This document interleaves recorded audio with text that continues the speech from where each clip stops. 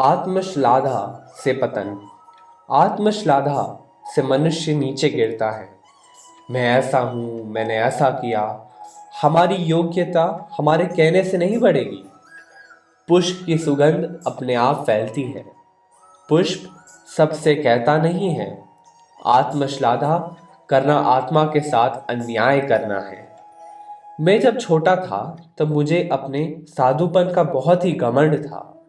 एक गांव से दूसरे गांव जा रहा था। एक गांव में एक भरता खाट पर बैठकर माला फेर रहा था।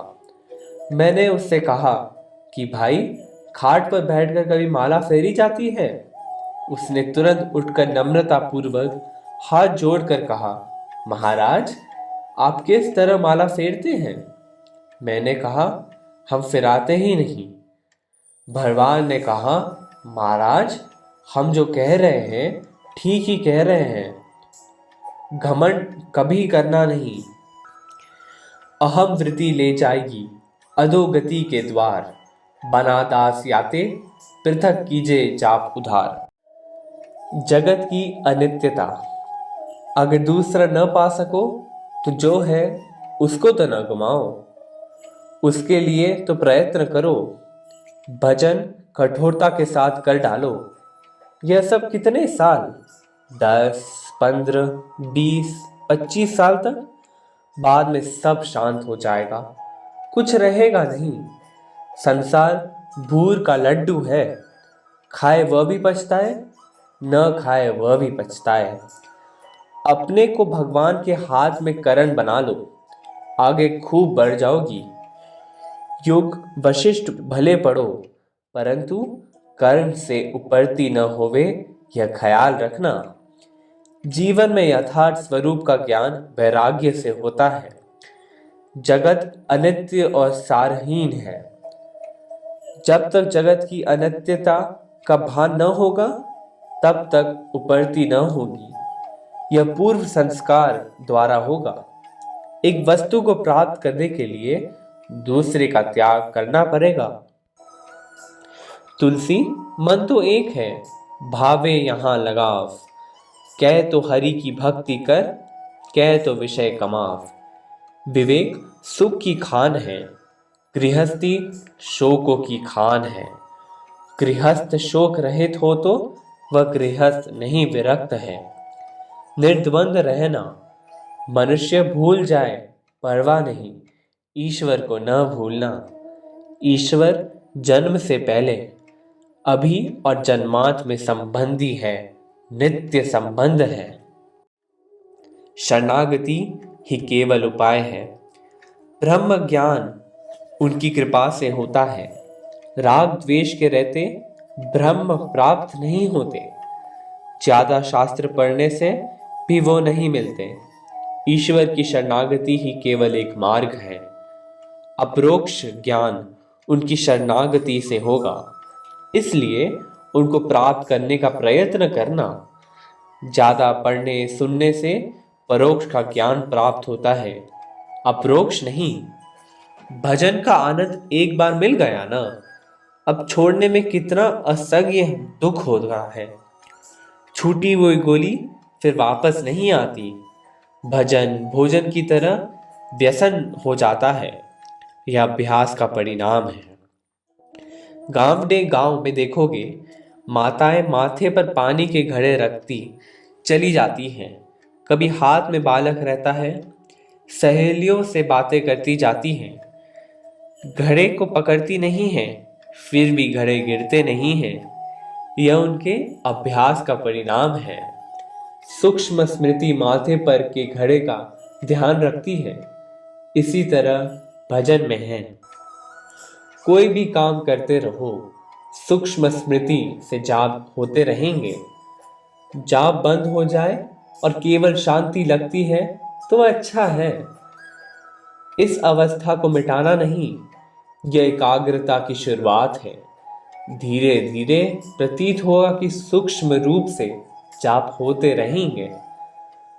दिन भर शांत चित्त, नियम के बाद प्रसन्नता और शांति, भजन में तल्लीनता होती हो तो प्रगति। सतत साधन का विचार करना, मन जल्दी निष्क्रिय हो जाएगा। नहीं तो एक विषय को छोड़कर दूसरा विषय पकड़ेगा। मन का दृष्टा बन जाओ। 24 घंटे के परमाणु 2 घंटे में मिटाना आसान बात नहीं। दिन भर तो संसार के काम करते हैं और 2 घंटे में भजन होता है। यह भजन में आनंद मिलता नहीं और वहां का आनंद रहा नहीं, ये कैसी बात। ईश्वर आराधना करना, कर्तव्य का बराबर पालन करना, स्थिति अनुसार निर्वाह करना, दृढ़ता पूर्वक भजन में लग जाओ। हम कर्तव्य च्युत न हो, मानवता न जाए। ईश्वर आराधना के लिए विरोधी तत्व अनुकूल हो जाते हैं। रोग नाश के लिए रोगी को वैद्य पर पूरा विश्वास रखना चाहिए। समय पर दवा लेना, दवा की मात्रा ठीक लेना, संयम का पालन हो तो रोग का नाश होता है। इसी तरह प्रकार साधन में है। नियुक्त समय पर ध्यान में बैठ जाना, बैठते ही बाहर का एक भी संकल्प उदय न होवे। मन का निरोध करना, चंचल मल की समाधि अप्राप्य है। जैसे मेंढकों का तराजू में तौलना, वे इधर उधर कूदने लगते हैं। मन रूपी मेंढक को तौलना हो तो मजबूत अभ्यास रूपी कपड़े में बांध कर तौले। प्रतिज्ञा और साहस पक्का हो। गुरु कृपा का बांध मजबूत होवे। ईश्वर की शरणागति हो तो काम बन जाए। अपनी अकर्मण्यता का पार नहीं और उनकी कृपा का पार नहीं। मनन करो सांख्य का, निधि ध्यासन योग का, अध्ययन वेदांत का और जीवन हो न्याय का तो वैराग्य दृढ़ होगा। कोई कोई कहते हैं कि जाप तो खूब करते हैं पर परिणाम कुछ दिखता नहीं। देखो, जब ओस पड़ती है तब दिखती नहीं, बाद में पत्ते पर पानी की बूंदें देखने पर पता चलता है ओस है। इसी तरह मंत्र जाप का परिणाम बाद में दिखेगा। मंत्र जाप होना आसान बात नहीं। जब भी किसी से बात करो भगवान की ही करो, दूसरी नहीं। कोई क्या सोचेगा, यह विचार छोड़कर जो सत्य हो उसे करना। जिसको जो सोचना है वो भले सोचे। भोजन का असर मन पर बहुत पड़ता है। न मान सको तो 3 महीना बाहर होटल का भोजन करना और एक डायरी में अपने मन की गति विचार आवे उनको लिखते जाना। दूसरे 3 महीने घर में बना हुआ भोजन करना और मन की गति डायरी में लिखना। फिर दोनों डायरी मिलाना, तब मालूम पड़ेगा कि मन पर भोजन का असर कितना पड़ता है। एक साधक अपने बड़े भाई के कमरे में जब भी साधन करने बैठते तो सतत उनको व्यापार के विचार आते थे। उनके भाई व्यापारी थे। उनके व्यापार के विचार के परमाणु उस कमरे में बन गए थे। इससे पता पड़ता है कि परमाणु का असर कितना होता है। मंदिर में जाने से ही मन शांत हो जाएगा। भगवान सब जानते हैं। पूज्य गुरुदेव के पास एक 15 साल का लड़का आया। काका की दुकान में नौकरी करता था और पैसे भी चुराता था। पूज्य गुरुदेव ने उसे कहानी सुनाई। एक पठान था। रोजे के दिन उपवास सबसे कहता था कि मेरा रोजा है, रोजा है। पर जब नदी में स्नान करने जाता, पानी पी लेता। वह सोचता, कौन देखेगा, मेरा रोजा तो खुदा भी नहीं जाने। एक दिन पानी पीते गले में मछली अटक गई। न बाहर निकले न भीतर जाए। बहुत गड़बड़ाहट हुई। नदी से बाहर निकला। लोगों ने पूछा, क्या हुआ? तो गड़बड़ाहट से कह दिया कि गले में रोजा अटक गया, बाहर निकाल दो। तुम भी ऐसा नहीं समझना, कोई जानता नहीं, भगवान सब जानते हैं। याद रखना, नहीं मानोगे तो कभी न कभी रोजा गले में अटक जाएगा। अब कभी चोरी नहीं करना। मानस जी में कर्तव्य पालन की शिक्षा है। श्री रामचंद्र जी कर्तव्य पालन में आदर्श है। श्री कौशल्या जी, श्री सीता जी स्त्री धर्म में आदर्श है। पुत्री दोनों कुलों को पवित्र करती हैं। जनक जी श्री सीता जी के लिए कहते हैं, मानस जी में सब आदर्श मिलते हैं। सहनशीलता नारी का भूषण है, उत्तम विचार ही नारी का भूषण है। दया, क्षमा, समता ने में लाने का प्रयत्न करो। भगवान को प्राप्त करने के लिए हम पात्र बने। चाहे जितना भी हम भजन करें, लेकिन जो हमारे में शुद्ध भावना, दया आदि नहीं है, तो ये सब व्यर्थ है। हम दुनिया को ठग सकते हैं, ईश्वर को नहीं ठग सकेंगे। पूज्य गुरुदेव भागवत सप्ताह में गए थे। वहां बांस गड़ा देखा। जब गुरु मंदिर में लौटे तब बाबू भाई से कहा, बाबू भाई बांस क्यों रखा था? धुंधुकारी तो प्रेत था, बहुत पाप किए थे, कहीं ठहर नहीं सकता था, इसलिए बांस में बैठा था। तुम्हारे पिताजी तो सात्विक थे, उनके लिए सुंदर आसन बिछाना था। सुनो, एक मंदिर में चूहों का बहुत त्रास था। पुजारी मंदिर में प्रसाद रखकर उसमें एक लकड़ी खड़ी करता था कि जिसमें चूहे प्रसाद न बिगाड़े। जब दूसरा पुजारी आया तो समझा कि लकड़ी रखने की प्रथा होगी, तो उसने 4-5 लकड़ी रखना शुरू कर दिया। तीसरा पुजारी आया तो छोटा सा लकड़ी का भार लाकर रख दिया। सोचा कि रोज इतनी लकड़ी लेने कहाँ जावे। उसके बाद चौथा पुजारी आया। वह कुछ समझदार था, उसने लकड़ी रखने का कारण ढूंढा। तलाश करते करते पहले पुजारी ने कारण बताया कि भाई, चूहे प्रसाद न बिगाड़े, इसलिए मैं लकड़ी रखता था, विचार युक्त जीवन बनाना। बस एक बार शरणागति हो जाए तो सब काम बन जाए, परंतु है महा मुश्किल। एक प्रसंग मुझे याद आता है। मैं और एक साधु गुफा में सो रहे थे। मैं ओर कर सोया था। साधु ने रात्रि को आवाज दी, सुनते हो ना, चूहे कितने जोर से पहाड़ खोद रहे हैं, बहुत आवाज आ रही है। मुझे जोर से नींद आ रही थी। मैं हूं कहकर सोता रहा। सोचा नींद में बोल रहा है। थोड़ी देर बाद साधु ने कहा, देखो तो तारे दिखने लगे। मैंने सोचा, जरूर अब तो स्वप्न देख रहा है और नींद में ही बोल रहा है। गुफा में तारे कहाँ से दिखेंगे? मैंने जवाब नहीं दिया। वो समझा मुझे नींद आ गई। सवेरे जब होकर उठकर देखा तो जिस गुफा में हम सोए थे, उसके ऊपर का पहाड़ का भाग रेत रेत होकर गिरा था और पास में छोटा सा पहाड़ बनकर पड़ा था। अगर वो पास में न गिरकर हमारे ऊपर गिरता तो उस हजारों मन मिट्टी के नीचे दोनों दब जाते। बचना मुश्किल था, लेकिन भगवान रक्षा कर रहे हैं ना। एक बार नदी में स्नान करने गया। ऐसा हुआ खूब दूर चला गया, पीछे मगर पड़ा। उसे पीछा छुड़ाना मुश्किल हो गया।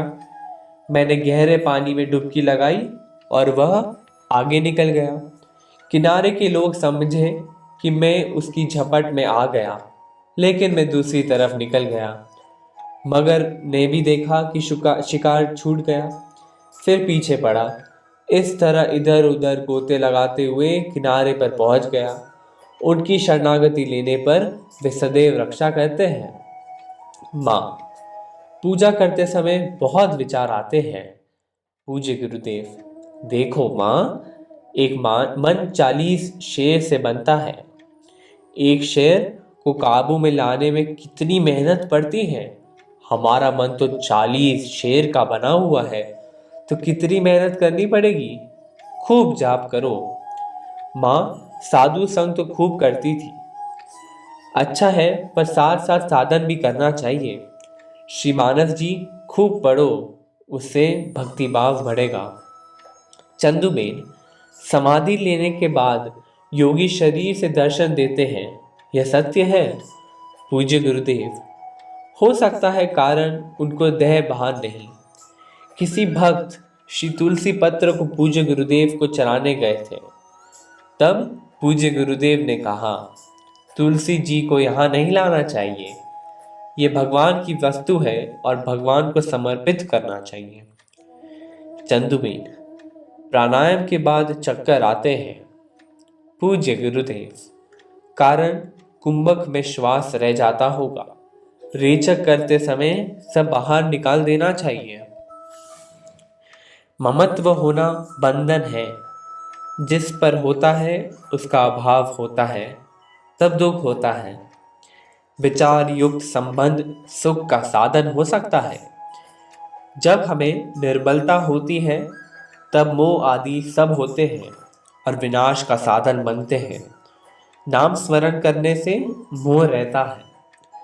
जब मूर्ति में हमारी यह श्रद्धा होती है कि यह प्रतीक नहीं साक्षात्कार ही है, तब उसमें शक्ति का प्रादुर्भाव उत्पन्न होता है। शक्ति उत्पन्न होती है, प्रतिष्ठा करने वाले में भाव की पुष्टि होती है।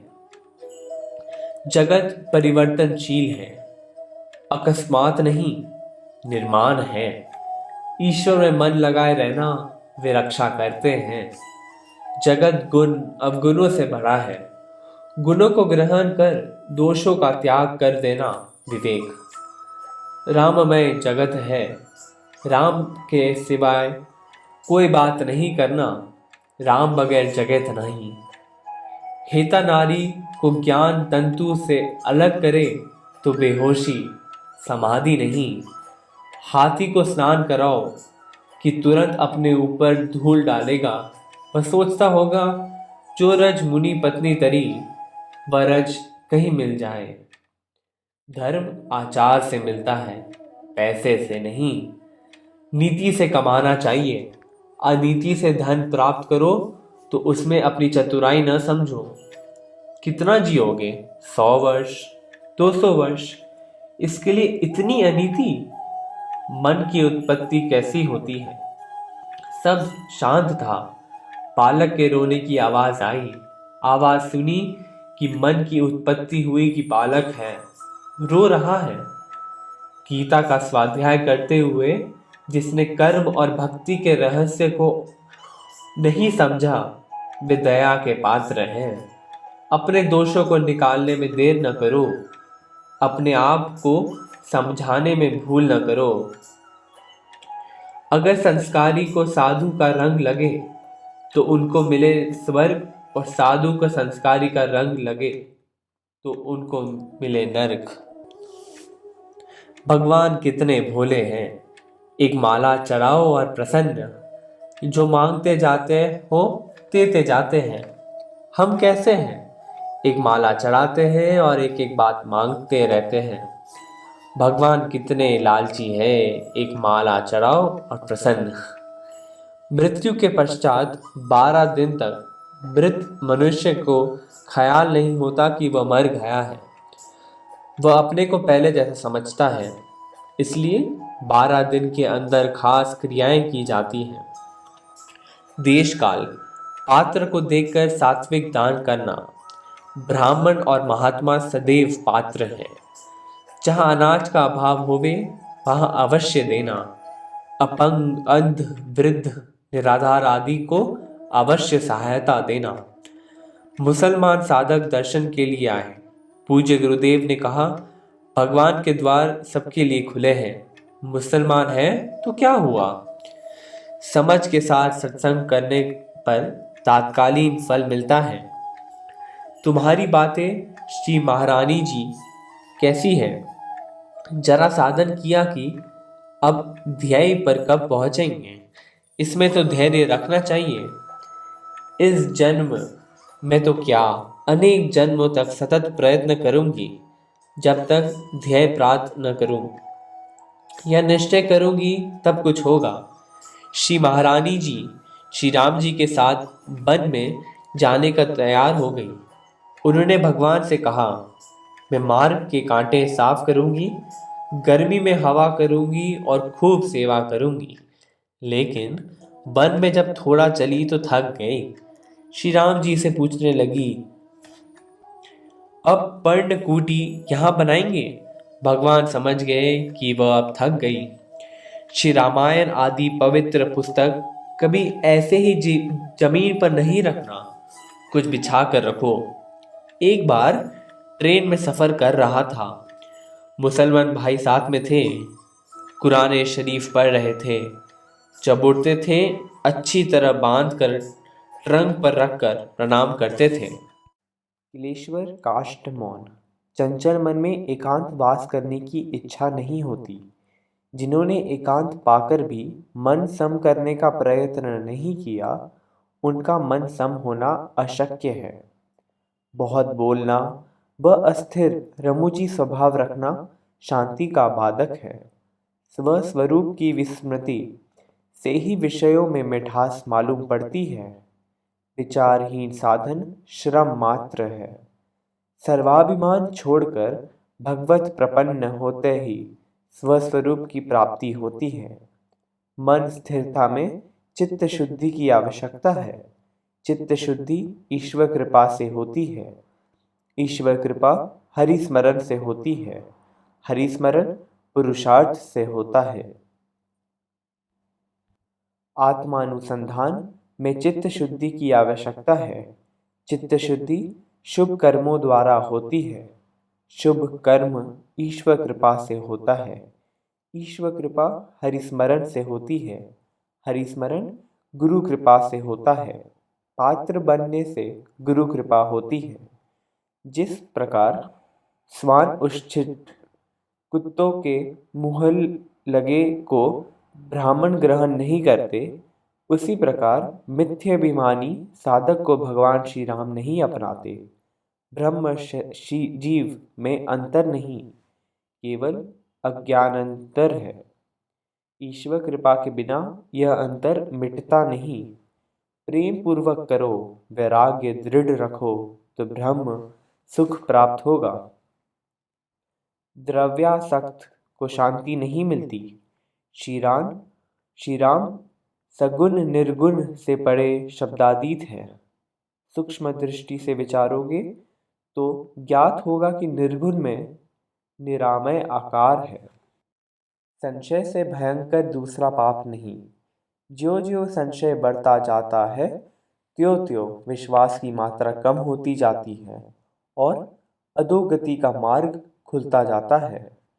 विश्वास से निश्चय किए हुए समय पर ईश्वर चिंतन में आरूढ़ होना चाहिए, तो मन शनैः शनैः विषयों से ऊंचा उठकर चिद्रूप में प्रवेश करेगा। संतोष बिना कामनाओं का नाश नहीं होता। कामनाएं रहते सुख कदापि नहीं मिलता। कामनाओं से मुक्त होने का साधन सत्संग है। सच्चे मन से सत्संग आश्रय हो तो कामनाएं रहती नहीं। कभी मुंह से भली बात निकलती नहीं, कभी भगवत नाम सुनने की रुचि नहीं, पर सज्जन साधु पुरुषों का केवल दोष देखता है, वह दुसंग त्यागने योग्य है। सच्चा दुसंग तो निज कामनाएं हैं। जो इनको छोड़े तो सब दुसंग छूट जाते हैं। देहाभिमान त्याग कर भगवत प्रपन्न होना स्वरूप की प्राप्ति का सरल साधन है। वेद शास्त्र में श्रद्धा नहीं, परमार्थ में वृत्ति नहीं, भगवान में प्रीति और प्रतीति नहीं और सदा शंकाशील रहते हो, वैसे लोगों का संग दुसंग है। शुभ कर्म नित्य नियम त्यागना प्रमाद है। शुभ कर्म बंधन का हेतु नहीं, पर कर्म से करता हूँ यह अहंकार बंधन कारक है। शुभ कर्म से चित्त शुद्धि होती है। सकाम से निष्काम होता है। प्रथम निष्काम कर्म होता ही नहीं। सर्वगत चिद्रूप भगवान साकार रूप में दर्शन देते हैं।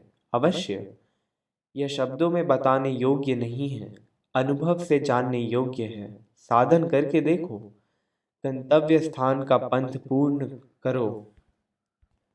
अर्ध मार्ग से लौटना अपने ध्येय से गिरना है। यदि बंदर समाधि लगावे, दादुर तुलापुर तोला जावे, तो निश्चय चंचल मन भगवत प्राप्ति कर लेगा।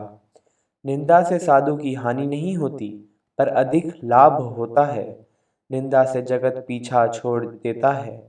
साधु निर्द्वंद होता है। साधु निंदक का उपकार मानते हैं। जिसकी उपासना दृढ़ होवे उसके पास उपास्य देव प्रत्यक्ष हो ही जाते हैं, इसमें संदेह नहीं।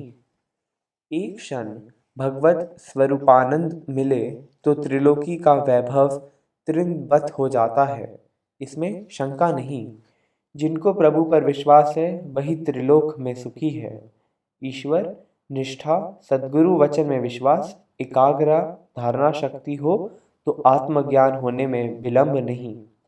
जो दुख पर दुख आने पर भी चित्त में उद्वेग नहीं करता और सुख की इच्छा भी नहीं करता, जिसके काम क्रोध स्वाभाविक ही नाश हो गए हैं, भय का भान भी नहीं होता, वही पूर्ण है।